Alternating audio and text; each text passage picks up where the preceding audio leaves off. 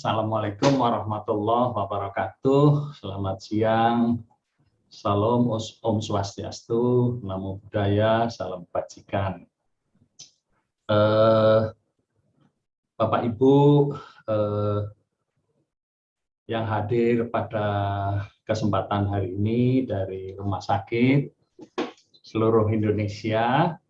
Pertama-tama saya sampaikan terima kasih sudah berkenan hadir dalam pertemuan Zoom ini pada siang hari ini.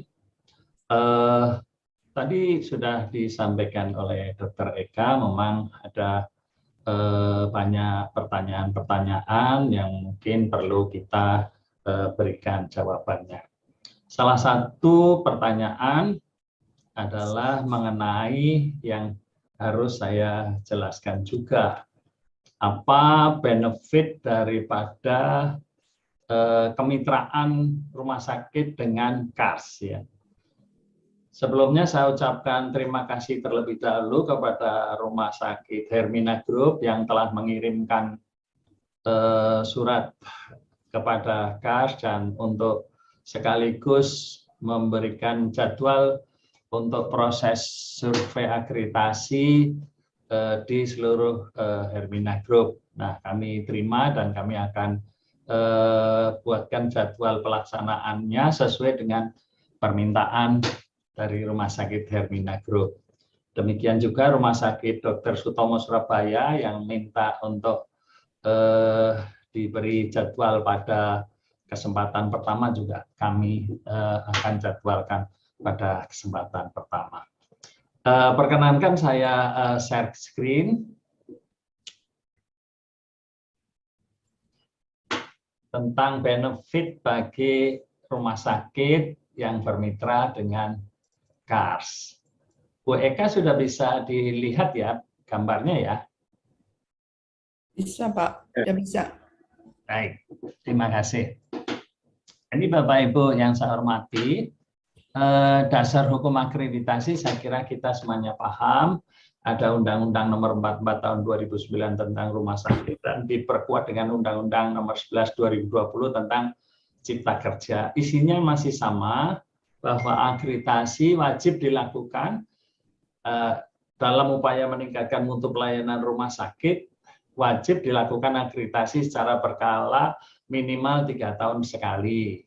Nah, ini Pasal 56 di Undang-Undang Cipta Kerja menyebutkan akreditasi dilaksanakan oleh lembaga independen penyelenggara akreditasi yang berasal dari dalam atau luar negeri.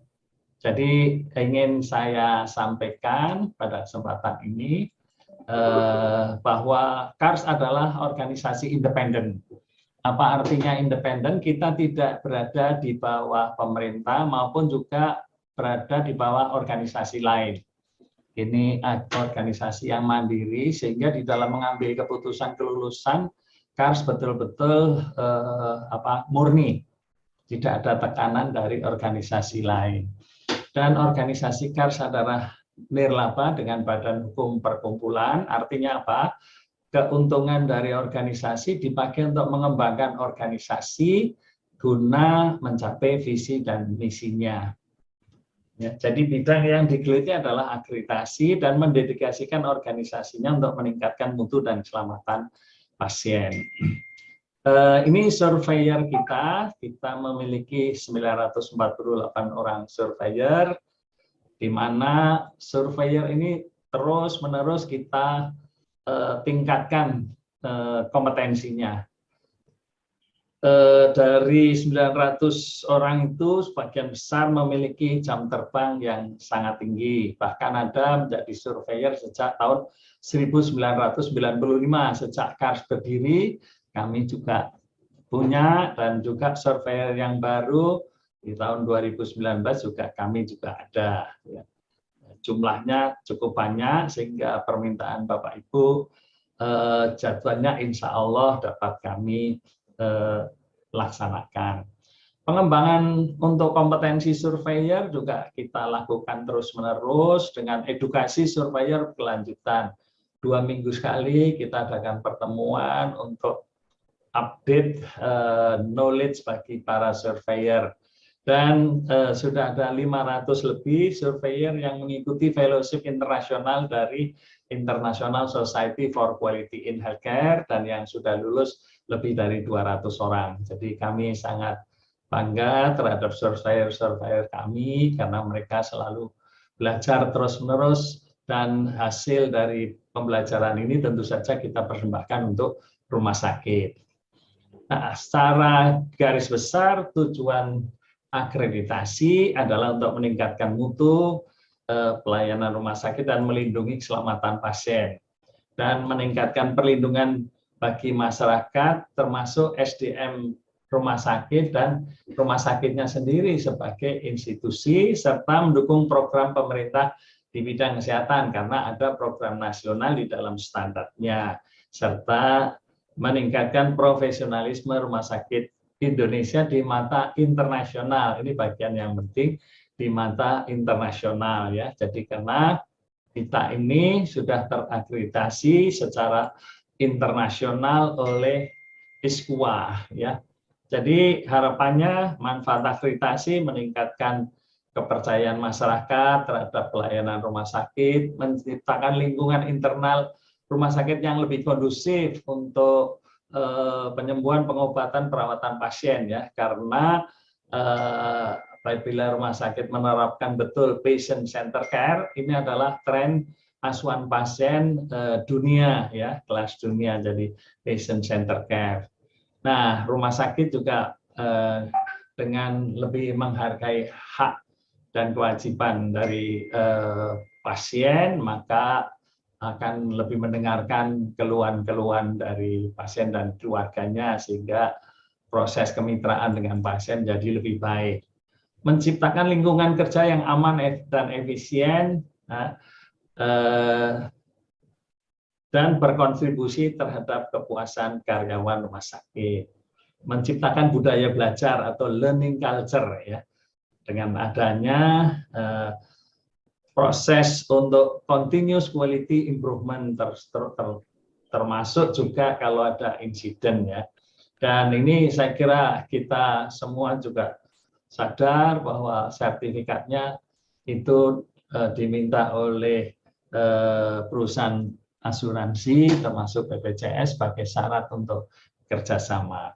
Dan tentu saja tujuannya bukan hanya sertifikat saja, Bapak Ibu, karena KARS bukan hanya paper business ya, menjual paper, tetapi ingin mendatangkan benefit untuk rumah sakit yang menjadi mitra KARS. Nah, tentu saja kira-kira apa benefitnya itu bisa kita capai secara bersama.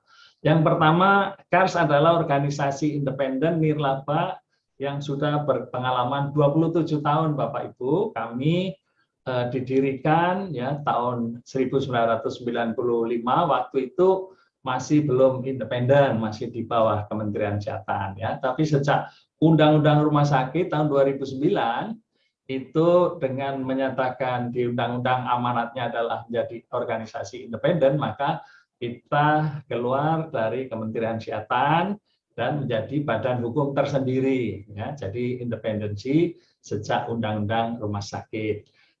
KARS secara internasional mendapatkan rekognisi oleh International Society for Quality in Healthcare. Ini adalah lembaga akreditasi yang mengakreditasi lembaga akreditasi di seluruh dunia ya.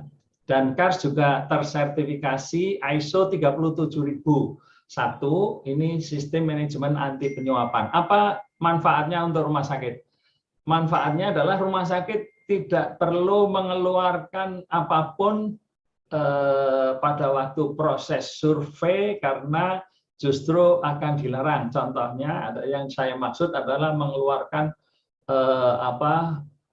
uang untuk amplop maupun juga oleh-oleh dan lain sebagainya.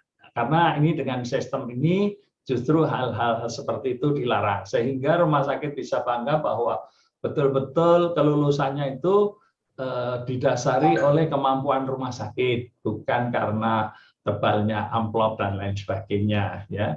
Ini juga ISO 37001 ya. Baik, ini ISKUA, Badan Sertifikasi Lembaga Akreditasi untuk menjadi lembaga akreditasi internasional. Alhamdulillah kita sudah mendapatkan sertifikasi, baik lembaganya, lembaga KAR sudah dapat sertifikasi sebagai lembaga internasional, demikian juga untuk standarnya SNARS juga mendapat sertifikasi internasional, dan juga untuk Surveyor Training Program. Artinya surveyor kita itu mendapat rekognisi atau pengakuan sebagai surveyor berstandar internasional. Ya, sekarang kita juga sedang dilatih untuk mendapatkan sertifikat nasionalnya. Jadi memang ya, karena memang baru ada aturannya untuk nasional, jadi kita kebalik nih, internasional dulu baru nasional. ISKUA itu siapa sih? Nah, ISKUA ini adalah juga sama dengan KARS, organisasi nirlaba independen dalam hal mutu pelayanan kesehatan, dengan anggota dan kontak di lebih dari 60 negara. Ya. Terakhir sudah mencapai 92 negara.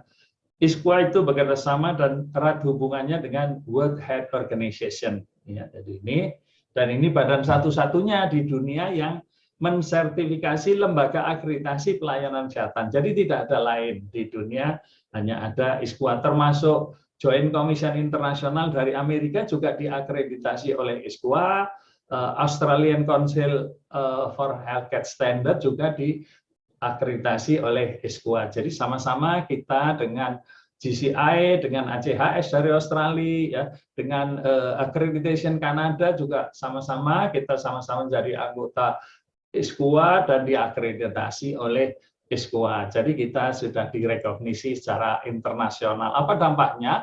Rumah sakit yang diakreditasi oleh KARS itu direkognisi oleh ISKUA karena lembaga yang mengakreditasi itu sudah mendapatkan pengakuan internasional.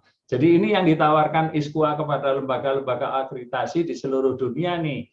Akreditasi standar kesehatannya, akreditasi lembaganya, dan akreditasi program training surveyor atau surveyor training program. Jadi bukan hanya satu, tapi 3 yang harus disurvey. Ini guideline dan prinsip dari ketiga standar yang harus dipenuhi oleh lembaga akreditasi. Kami sudah mencapai sertifikasi ini selama 5 tahun Bapak Ibu. Jadi bukan dalam sehari 2 hari, tapi 5 tahun untuk bisa tersertifikasi dari secara internasional.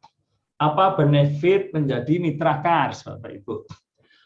Moto dari KARS adalah MCM, mudah, canggih, menyenangkan. Karena akreditasi sering dikonotasikan sulit, ruwet gitu ya. Oleh karena itu, dengan berbasis pengalaman kami membuat yang ruwet-ruwet jadi mudah. Tetapi dengan bantuan teknologi mutakhir, yaitu information technology ini ya.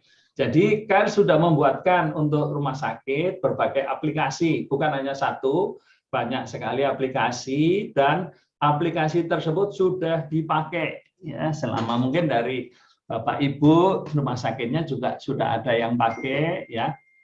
Walaupun selama pandemi ini tentu saja agak menganggur begitu ya. Mulai dari Sismadak ada, nanti kita akan anukan juga, saya minta Dr. Jody untuk bisa untuk yang baru-baru nih kita punya KARS Library ya, library untuk rumah sakit mitra KARS supaya nanti membutuhkan referensi sudah kita kumpulkan tuh rumah sakit referensi yang dibutuhkan untuk akreditasi ada kumpulkan dalam program IT itu. Juga ada rumah sakit virtual KARS yang berisi dokumen-dokumen ya, contoh-contoh, sehingga rumah sakit akan jadi mudah tinggal mengambil itu sebagai contoh dan harus diadaptasi dengan rumah sakitnya. Tidak boleh copy paste ya, tapi diadaptasi dulu karena masing-masing rumah sakit berbeda.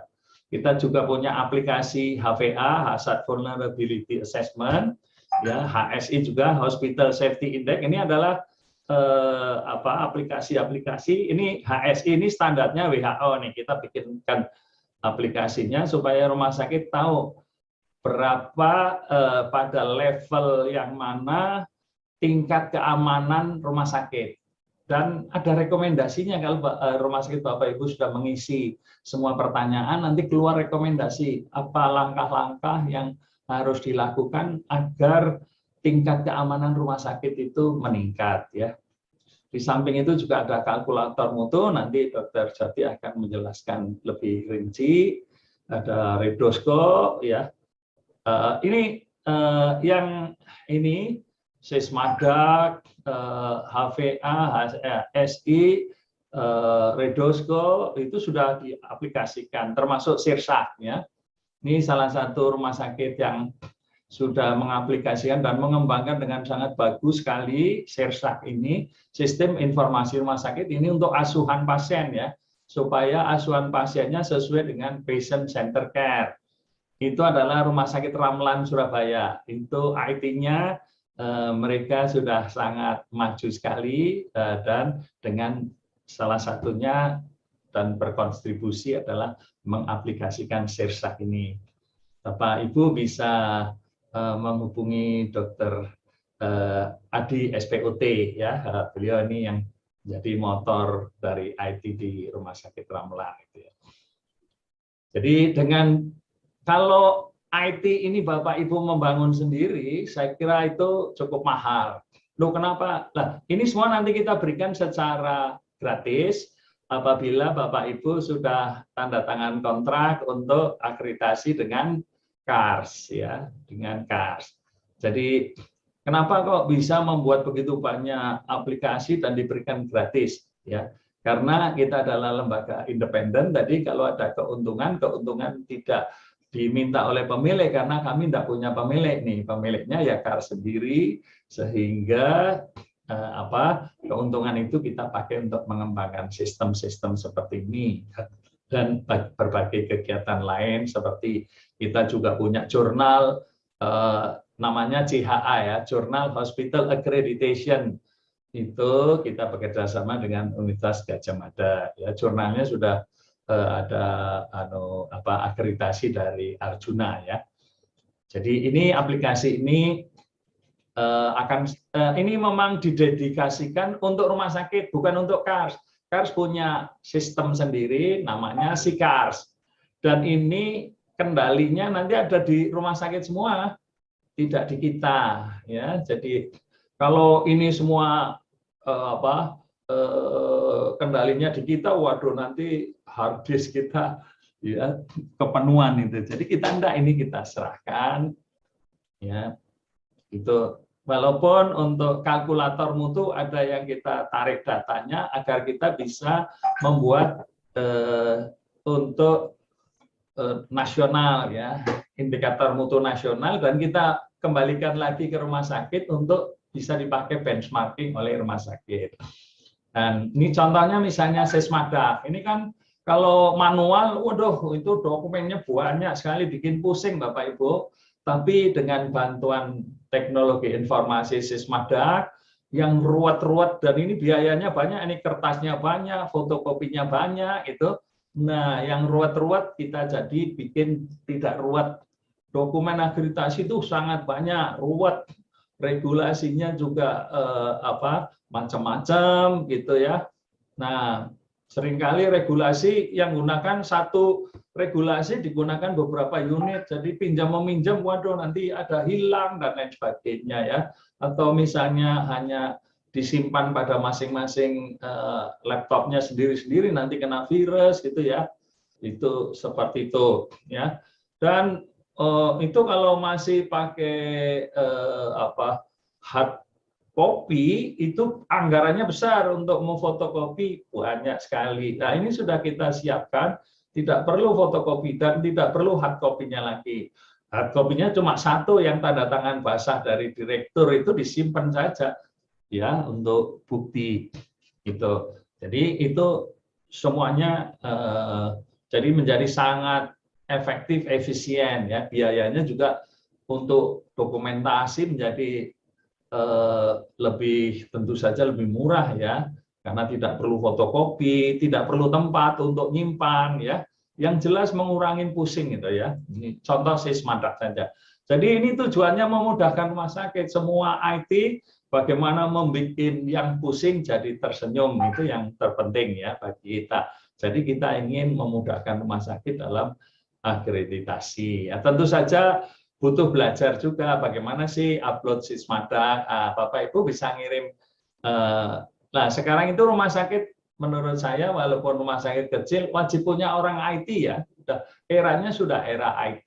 Jadi wajib punya orang IT ya nanti supaya jadi lebih mudah lagi. Semua urusan sekarang kan IT gitu ya. Jadi seperti itu punya orang IT sehingga nanti kalau masih belum jelas kita juga harus mengadakan workshop juga untuk IT ini dan itu juga tidak mahal ya, sangat terjangkau. Nah, ini yang tidak kalah pentingnya, kita akan menyediakan diskon kalau nanti ada seminar, workshop, dan lain-lain untuk rumah sakit Mitra Kars ya. Ini tadi Bendahara sudah menyampaikan kira-kira diskonnya berapa untuk rumah sakit Mitra Kars. Bisa mencapai 10%, lumayan lah gitu ya. Nanti kita tetapkan ya. Jadi kalau misalnya kita ada workshop, nanti khusus rumah sakit Mitra Kars sudah ada database-nya kita, nanti jadi otomatis kita bisa berikan diskon. Nah, ini kapan akreditasi bisa dimulai? Bapak Ibu bersiaplah sejak sekarang. Persiapan biasanya 3 bulan ya. Tapi kalau Bapak Ibu ingin kapan silahkan segera kirim ke kami, insya Allah kami akan respon sesuai dengan permintaan tanggal ya. Tetapi apabila nanti ada hal-hal yang kurang pas tanggalnya, nanti kita bisa kontak-kontak supaya ya misalnya mundur ya sedikit lah, seminggu 2 minggu gitu ya. Ya, apakah ada bimbingan atau workshop? Nah, kami juga seperti yang lalu tetap ada ya, terpisah. Nanti kita akan kirimkan proposalnya ke rumah sakit via email yang Bapak Ibu berikan kepada kami ya. Nah, ini kita punya ada website, Instagram, YouTube, Bapak Ibu nanti bisa mengunjungi itu ya. YouTube kita juga punya, jadi kegiatan. Oh, jangan lupa setiap Minggu malam jam 7.30 malam, Minggu malam, Jumat malam jam 7.30 malam itu 2 minggu sekali, artinya 2 minggu sekali kita ada kegiatan KSK namanya, knowledge sharing dari Kars ya. Jadi kita sharing knowledge, kita mengundang pembicara-pembicara yang sangat kredibel untuk membahas topik-topik tertentu terkait akreditasi, terkait mutu dan keselamatan pasien dan juga terkait rumah sakit. Demikian yang dapat saya sampaikan. Sekian, terima kasih. Mohon maaf bila ada hal yang kurang berkenan.